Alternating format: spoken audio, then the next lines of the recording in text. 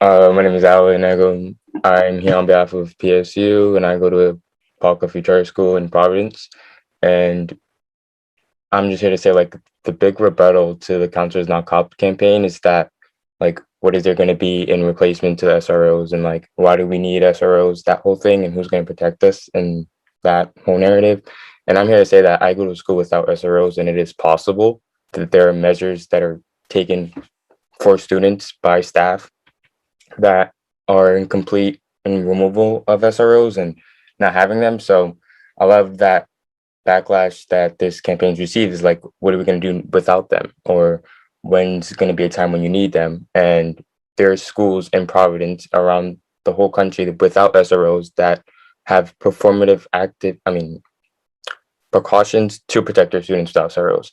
And I just think that, like, with schools being predominantly of students of color, allowing this system that actively oppresses them within a building that is for them and meant for them to receive an education, I think having that hostility from the SROs and what they mean and like what that means to these students, it's like not a good environment to learn in. And I think that when the staff or like when whoever's in power doesn't listen to these students, it all contributes to the system of oppression.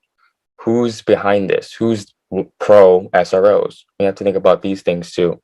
And at the end of the day, it's a school for children. And when the staff or whoever is not listening to the children, what message does that send? When children are actively fighting for change and change is not happening because they are actively not listening to these students, what does that even mean? Like, what does that look like?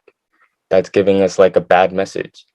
If students are feeling unsafe, what's the best way to make them feel safe in a place where they need to be safe, they need to feel safe?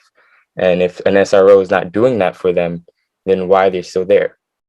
If this institution is made for students, for kids to receive an education. So I just think the whole wanting SROs is just like kind of like making students feel small and feeling less than, because they're not only are their voice not being heard, but they're all participating in an environment where they don't want to be in because of these SROs. So yeah.